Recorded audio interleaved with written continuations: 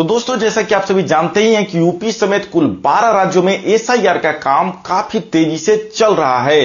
तो एसआईआर के दौरान लोगों से काफी दस्तावेज मांगे जा रहे हैं। वहीं पूरे देश में लोगों के मन में नागरिकता को लेकर के काफी चर्चे देखने को मिल रहे हैं। तो वहीं बहुत सारे लोगों के दिमाग में बहुत तरीका के वीडियो देखने के बाद ये मन में भ्रांतियां बैठ गई है कि आखिर कौन सी दस्तावेज मैं इकट्ठा कर लूं ताकि मेरी नागरिकता को साबित किया जा सके, या फिर मेरे बच्चे हैं, मेरे बहू हैं, उन सभी को, मेरे बेटियां हैं, उन सभी को कहीं ना कहीं किसी भी प्रकार का कोई दिक्कत का सामना न करना पड़े।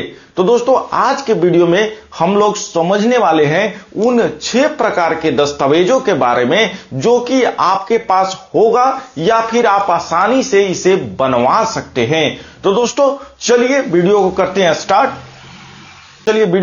स्टार्ट। तो सबसे पहला दस्तावेज आता है दोस्तों, जन्म प्रमाण पत्र। तो सबसे पहले समझ लेते हैं कि जन्म प्रमाण पत्र किन लोगों को ज्यादा आवश्यकता पड़ने वाली है।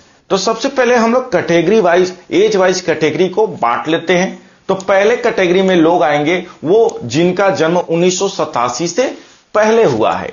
वहीं दूसरे कैटेगरी में लोग आएंगे जिनका जन्म 1987 के बाद हुआ है और 2003 के पहले हुआ है। अब बात कर लेते हैं 2003 के बाद जिनका जन्म हुआ है, यानी कि 2004 से, उनको हम लोग कैटेगरी नंबर 3 में रखते हैं। तो दोस्तों, सबसे पहले जिनका जन्म 1987 से पहले हुआ है वे लोग अपना वोटर कार्ड या आधार कार्ड भी देकर के अपनी नागरिकता को साबित कर सकते हैं। उन्हें किसी भी प्रकार का जन्म प्रमाण पत्र देने की आवश्यकता नहीं है, क्योंकि मौजूदा समय में बुजुर्गों में जन्म प्रमाण पत्र को लेकर के काफी यूट्यूब चैनल पे ऐसा बताया जा रहा है और लोगों को काफी समस्या का सामना भी करना पड़ रहा है। तो ये चीज हम लोग अच्छी तरीके से समझ गए। अब बात कर लेते हैं, अगर आपका जन्म 1987 के बाद हुआ है और अगर आप पढ़े लिखे व्यक्ति हैं तो आपके पास स्कूल का या फिर कॉलेज का जो भी है, 10th का होगा, 12th का होगा, या फिर 8वीं में पढ़े होंगे तो उसका भी लिविंग सर्टिफिकेट मिलता था, तो उसे भी आप जन्म प्रमाण पत्र के तौर पर पेश कर सकते हैं।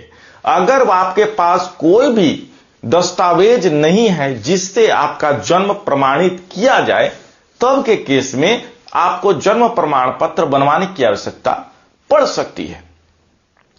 वहीं अब बात कर लेते हैं जिनका जन्म 2003 के बाद, यानी कि 2004 से लेकर के अब तक जिनका जन्म हुआ है, उनके लिए अगर वे अशिक्षित हैं, वे पढ़ाई नहीं किए हैं, किसी प्रकार का शिक्षा ग्रहण नहीं किए हैं, तो उन्हें जरूर से जरूर जन्म प्रमाण पत्र बनवाना होगा। अन्यथा अगर वे 10वीं तक भी पढ़े हैं तो उन्हें किसी भी प्रकार का जन्म प्रमाण पत्र बनवाने की आवश्यकता नहीं पड़ेगी। वे अपना स्कूल का सर्टिफिकेट दिखा करके जो है सो एसआईआर में भाग ले सकते हैं, अपनी नागरिकता साबित कर सकते हैं। तो ये पहला दस्तावेज क्या डिटेल्स हमने समझा। अब जो दूसरा दस्तावेज आता है वो है शिक्षा से जुड़े दस्तावेज। तो शिक्षा से जुड़े दस्तावेज, इसमें कौन कौन से मान्य होने वाले हैं? तो जैसा कि मैं पहले बताया जन्म प्रमाण पत्र का दस्तावेज में, तो जस्ट वही दस्तावेज यहां भी है।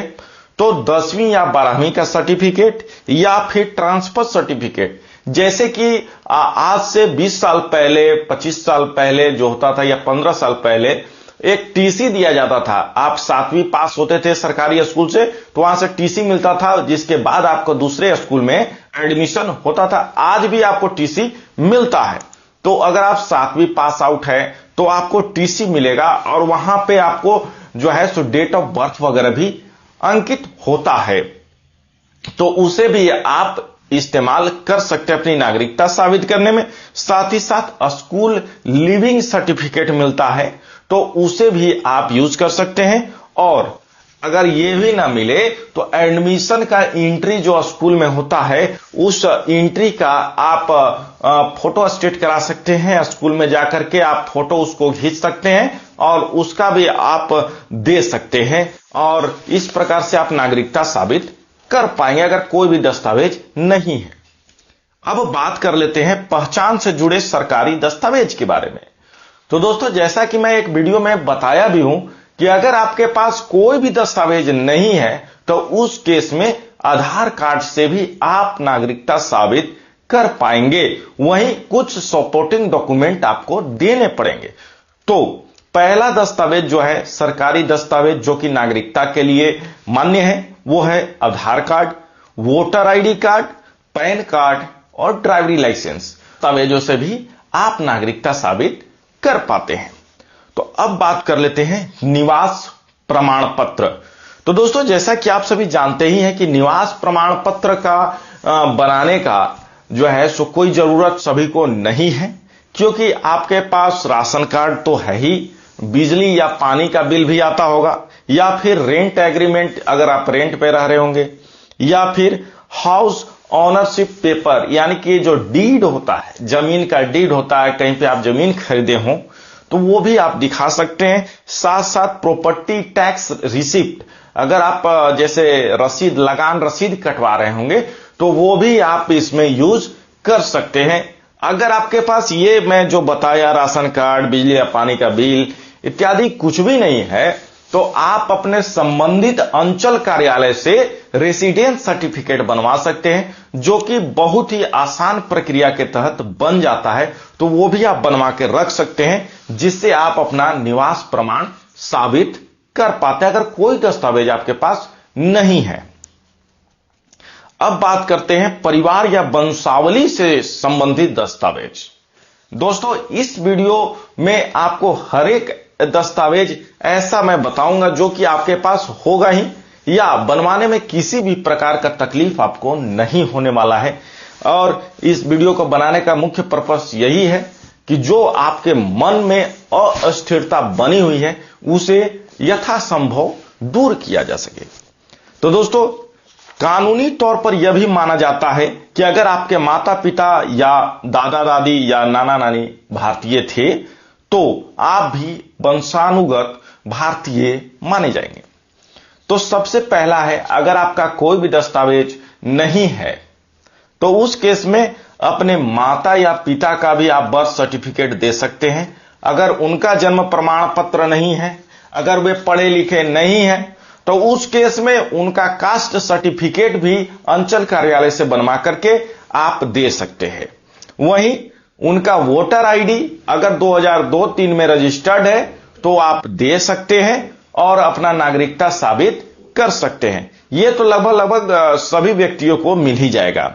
वहीं परिवार का राशन कार्ड, जिससे आप राशन लेते हैं, वो राशन कार्ड का भी प्रति आप दे सकते हैं। साथ ही साथ कोई भी जमीन का डॉक्यूमेंट जो या तो आपके पिता के नाम से होगा या तो आपके दादा के नाम से होगा, तो वो भी आप प्रस्तुत कर सकते हैं। इसमें करना यह होता है कि आप अपने संबंधित पंचायत से एक वंशावली दस्तावेज बनवाएंगे। अगर पंचायत से आप नहीं बनवा पा रहे हैं तो कोर्ट से एफिडेविट करा लेंगे और एफिडेविट कराकर भी आप वंशावली प्रस्तुत कर सकते हैं और उसे भी आप दिखा सकते हैं।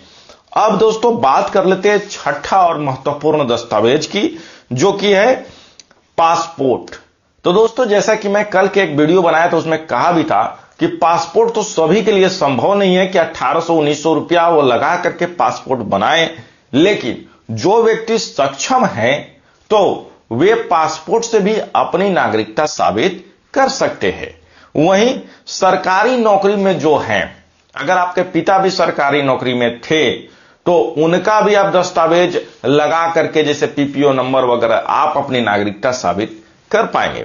साथ ही साथ जो है सो सरकारी नौकरी अगर आपके घर में कोई भी है, दादा या पिता या फिर आप भी अगर कर रहे हैं तो उसका भी रिकॉर्ड दे करके आप जो है नागरिकता साबित कर सकते हैं। साथ ही साथ कोर्ट ऑर्डर वगैरह से भी आप नागरिकता साबित कर सकते हैं, या फिर अपने पंचायत या अपने संबंधित अंचल कार्यालय से आप स्थानीय सर्टिफिकेट बनवा सकते हैं, अपना निवास सर्टिफिकेट बनवा सकते हैं। इससे भी आप नागरिकता साबित कर पाएंगे।